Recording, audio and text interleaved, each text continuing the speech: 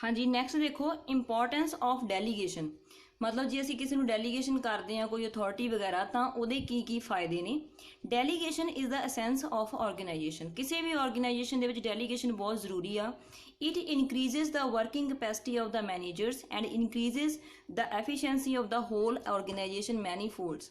ਜਿਹੜੀ ਡੈਲੀਗੇਸ਼ਨ ਆ ਇਹ ਕਿਸੇ ਵੀ ਮੈਨੇਜਰ ਦੀ ਜਿਹੜੀ ਕਪੈਸਿਟੀ ਆ ਵਰਕਿੰਗ ਕਪੈਸਿਟੀ ਉਹਨੂੰ ਵਧਾਉਂਦੀ ਆ, ਪਲੱਸ ਜਿਹੜੀ ਨਾਲ ਪੂਰੀ ਆਰਗੇਨਾਈਜੇਸ਼ਨ ਦੀ ਐਫੀਸ਼ੀਐਂਸੀ ਆ ਉਹ ਵੀ ਬਹੁਤ ਮੈਨੀਫੋਲਡ ਮਤਲਬ ਬਹੁਤ ਜ਼ਿਆਦਾ ਵੱਧ ਜਾਂਦੀ ਆ। ਇਹਦੀ ਇੰਪੋਰਟੈਂਸ ਹੁਣ ਆਪਾਂ ਡਿਸਕਸ ਕਰਾਂਗੇ। ਸਭ ਤੋਂ ਪਹਿਲਾਂ ਹੈ ਜਿਹੜਾ ਫਸਟ ਪੁਆਇੰਟ ਹੈ ਉਹ ਹੈ ਮਲਟੀਪਲੀਕੇਸ਼ਨ ਆਫ ਐਗਜ਼ੈਕਟਿਵ ਕਪੈਸਿਟੀ। ਜਿਹੜੇ ਐਗਜ਼ੈਕਟਿਵਸ ਹੁੰਦੇ ਨੇ ਹਾਇਰ ਪੋਸਟ ਵਾਲੇ ਪਰਸਨ ਨੇ ਉਹਨਾਂ ਦੀ ਕਪੈਸਿਟੀ ਵੱਧ ਜਾਂਦੀ ਹੈ। ਕਿਵੇਂ? It reduces the workload of the executives as they delegate some part of the work relating routine tasks and concentrate on much important duties। ਸੋ ਇਹਦੇ ਨਾਲ ਜਿਹੜੇ ਟੌਪ ਐਗਜ਼ੈਕਟਿਵਸ ਨੇ ਉਹ ਕੀ ਕਰਦੇ ਆ ਆਪਦੇ ਕੰਮ ਦਾ ਕੁਝ ਹਿੱਸਾ ਡੇਲੀ ਰੂਟੀਨ ਦਾ ਆਪਦੇ ਵਰਕਰਸ ਨੂੰ ਡੈਲੀਗੇਟ ਕਰ ਦਿੰਦੇ ਆ। ਠੀਕ ਆ, ਤੇ ਉਹਨਾਂ ਨੂੰ ਦੇਣ ਤੋਂ ਬਾਅਦ ਜਿਹੜੇ ਆਪ ਮੇਨ ਇੰਪੋਰਟੈਂਟ ਡਿਊਟੀਜ਼ ਆ ਉਹਨਾਂ ਦੇ ਉੱਪਰ ਜ਼ਿਆਦਾ ਫੋਕਸ ਕਰ ਸਕਦੇ ਆ, ਜ਼ਿਆਦਾ ਕੰਸਨਟਰੇਟ ਕਰ ਸਕਦੇ ਆ। ਨੈਕਸਟ ਹੈ ਫੈਸਿਲੀਟੇਟਿੰਗ replacement of top managers.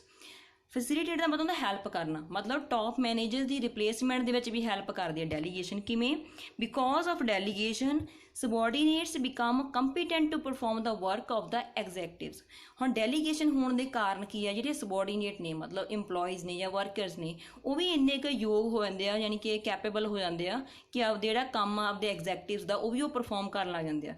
So it becomes the subordinates capable of replacing the superior in case of his absence and retirement।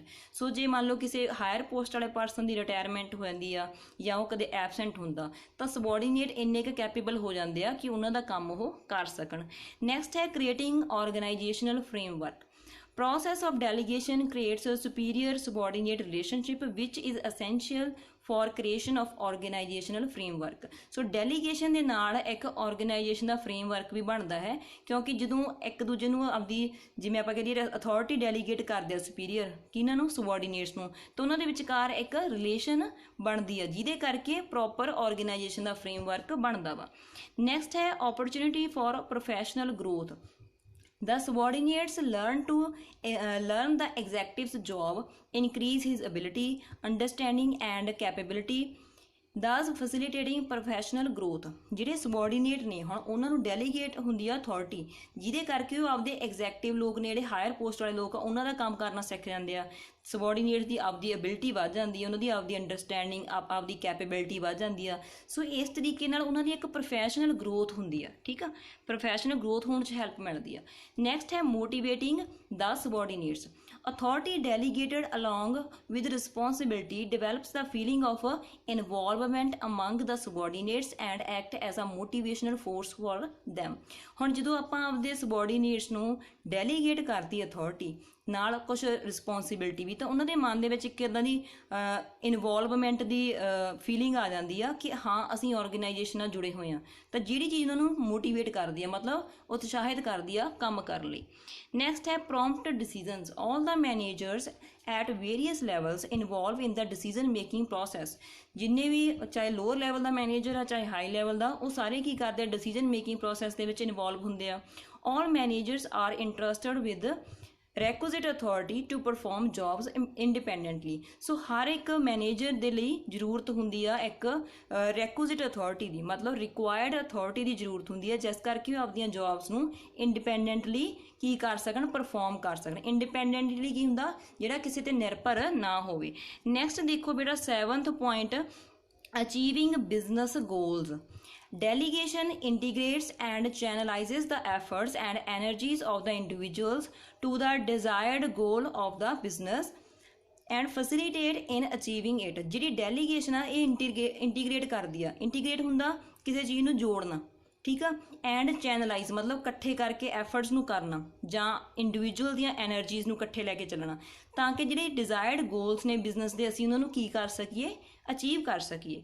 8th point ਦੇਖੋ ਇਹਦੇ ਵਿੱਚ, facilitate coordination। delegation creates authority responsibility relationship among employees।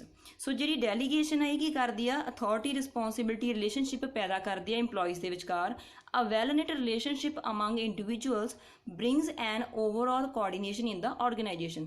Well-knit मतलब properly बुनी हुई, properly बनी हुई ਜਿਹੜੀ ਇਹ ਰਿਲੇਸ਼ਨਸ਼ਿਪ ਆ ਇੰਡੀਵਿਜੂਅਲਸ ਦੇ ਵਿੱਚ, ਇਹਦੇ ਨਾਲ ਪੂਰੀ ਆਰਗੇਨਾਈਜੇਸ਼ਨ 'ਚ ਕੀ ਆਉਂਦਾ ਵਾ, ਤਾਲਮੇਲ ਆਉਂਦਾ, ਕੋਆਰਡੀਨੇਸ਼ਨ ਆਉਂਦਾ। ਨੈਕਸਟ ਹੈ continuity in organisation. Subordinates get the required information about the activities of the superiors, so in case superior leaves the concern or promoted, his subordinates can easily be appointed in his place। ਹੁਣ ਦੇਖੋ ਇਹਦੇ 'ਚ ਇਹ ਦੱਸਿਆ ਗਿਆ ਕਿ ਜਿਹੜੇ ਸਬੋਰਡੀਨੇਟਸ ਨੇ ਉਹਨਾਂ ਨੂੰ ਪੂਰੀ ਇਨਫੋਰਮੇਸ਼ਨ ਹੁੰਦੀ ਆ ਵੀ ਜਿਹੜੇ ਸਾਡੇ ਸੁਪੀਰੀਅਰਸ ਨੇ ਉਹ ਕਿਹੜੇ ਕਿਹੜੇ ਕੰਮ ਕਰਦੇ ਆ, ਕਿਉਂਕਿ ਉਹਨਾਂ ਨੂੰ ਵੀ ਉਹ ਕੰਮ ਮਿਲੇ ਹੁੰਦੇ ਆ ਡੈਲੀਗੇਸ਼ਨ ਨਾਲ, ਠੀਕ ਆ।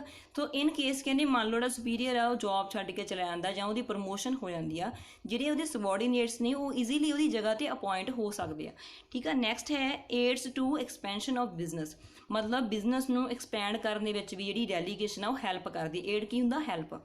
Employees in the concern are capable of taking decisions, so expansion of business can be undertaken with full confidence। ਹੁਣ ਜਿਹੜੇ EMPLOYE ਨੇ ਜਾਂ ਜਿਹੜੇ ਵਰਕਰ ਨੇ ਉਹ ਕੀ ਕਰ ਸਕਦੇ ਆ, ਆਪਦੇ ਪ੍ਰੋਪਰ ਡਿਸੀਜ਼ਨ ਲੈ ਸਕਦੇ ਆ, ਇੰਨੇ ਕੁ ਯੋਗ ਹੋ ਜਾਂਦੇ ਆ, ਸੋ ਜਿਸ ਕਰਕੇ ਬਿਜ਼ਨਸ ਨੂੰ ਅੱਗੇ ਵਧਾਇਆ ਜਾ ਸਕਦਾ ਵਾ। Delegation facilitate in absorbing the workload by creating more jobs, thus aids expansion and growth। ਹੁਣ ਡੈਲੀਗੇਸ਼ਨ ਕਾਹਦੇ 'ਚ ਹੈਲਪ ਕਰਦੀ ਆ, ਵਰਕਲੋਡ ਨੂੰ ਘਟਾਉਂਦੀ ਆ, ਠੀਕ ਆ, ਤੇ ਜਿਸ ਕਰਕੇ ਹੋਰ ਜ਼ਿਆਦਾ ਮੈਕਸੀਮਮ ਜੌਬਸ ਕ੍ਰੀਏਟ ਹੁੰਦੀਆਂ ਨੇ ਆਰਗੇਨਾਈਜੇਸ਼ਨ ਦੇ ਵਿੱਚ, ਐਂਡ ਐਕਸਪੈਂਸ਼ਨ ਐਂਡ ਗਰੋਥ ਹੁੰਦੀ ਆ। ਦੇਖੋ ਹੁਣ ਇਹ ਉੱਪਰਲੇ ਪੁਆਇੰਟ ਨਾਲ ਕਾਫੀ ਹੱਦ ਤੱਕ ਰਿਲੇਟਡ ਆ। ਜੇ ਮੰਨ ਲਓ ਕੋਈ ਐਗਜ਼ੈਕਟਿਵ ਸੀਗਾ ਉਹ ਆਪਦੀ ਜੌਬ ਤੋਂ ਚਲਿਆ ਗਿਆ, ਠੀਕ ਆ, ਉਹਦੀ ਥਾਂ 'ਤੇ ਨੀਚੇ ਵਾਲੇ ਸਬੋਰਡੀਨੇਟਸ 'ਚੋਂ ਕਿਸੇ ਨੂੰ ਅਪੋਇੰਟ ਕਰ ਦਿੱਤਾ ਜਾਊਗਾ, ਸੋ ਇਹਦੇ ਨਾਲ ਕੀ ਹੋਊਗਾ, ਹੋਰ ਜ਼ਿਆਦਾ ਜੌਬਸ ਕ੍ਰੀਏਟ ਹੋਣਗੀਆਂ ਤੇ ਬਿਜ਼ਨਸ ਨੂੰ ਐਕਸਪੈਂਡ ਵੀ ਕੀਤਾ ਜਾ ਸਕਦਾ, ਠੀਕ ਆ। ਨੈਕਸਟ ਹੈ ਮਲਟੀਪਲਾਇਰ ਇਫੈਕਟ। ਲਾਸਟ ਪੁਆਇੰਟ ਆ ਇਹ, delegation multiply the capacity of the executives manifold, it helps in achieving the common goals more efficiently। ਹੁਣ ਇਹਦੇ 'ਚ ਇਹ ਦੱਸਿਆ ਗਿਆ ਕਿ ਜਿਹੜੇ ਐਗਜ਼ੈਕਟਿਵਸ ਹੁੰਦੇ ਆ, ਮਤਲਬ ਟੌਪ ਮੈਨੇਜਮੈਂਟ ਹੁੰਦੀ ਆ, ਉਹਦੀ ਜਿਹੜੀ ਕਾਫੀ ਹੱਦ ਤੱਕ ਕਪੈਸਿਟੀ ਵੱਧ ਜਾਂਦੀ ਹੈ, ਸ਼ਮਤਾ ਵੱਧ ਜਾਂਦੀ ਹੈ, ਠੀਕ ਆ। ਇਹਦੇ ਨਾਲ ਕੀ ਹੁੰਦਾ, ਕਿਉਂਕਿ ਦੇਖੋ ਉਹ ਕੰਮ ਤੋਂ ਫ੍ਰੀ ਹੋ ਗਏ, ਪਹਿਲਾਂ ਤਾਂ ਉਹਨਾਂ ਨੂੰ ਆਪ ਬਹੁਤ ਜ਼ਿੰਮੇਵਾਰੀ ਸੀਗੀ, ਬਟ ਹੁਣ ਉਹ ਆਪਦੀ ਅਥਾਰਟੀ ਡੈਲੀਗੇਟ ਕਰ ਦਿੰਦੇ ਆ, ਠੀਕ ਆ, ਕਿਸੇ ਹੋਰ ਤੋਂ ਆਪਦੇ ਸਬੋਰਡੀਨੇਟਸ ਤੋਂ ਕੰਮ ਕਰਵਾ ਲੈਂਦੇ ਆ। ਸੋ ਜਿਸ ਕਰਕੇ ਹੁਣ ਜਿਹੜੇ ਮੇਨ ਇੰਪੋਰਟੈਂਟ ਇਸ਼ੂਜ਼ ਨੇ ਉਹ ਉਹਨਾਂ ਦੇ ਉੱਪਰ ਜ਼ਿਆਦਾ ਫੋਕਸ ਕਰ ਸਕਦੇ ਆ, ਜਿਸ ਕਰਕੇ ਕੀ ਨੇ ਉਹ ਜ਼ਿਆਦਾ ਇਫੈਕਟਿਵਲੀ ਗੋਲਸ ਨੂੰ ਅਚੀਵ ਕਰਨ 'ਚ ਆਪਦਾ ਜਿਵੇਂ ਆਪਾਂ ਕਹਿ ਦਈਏ ਕੰਟਰੀਬਿਊਸ਼ਨ ਦੇ ਸਕਦੇ ਆ, ਠੀਕ ਆ।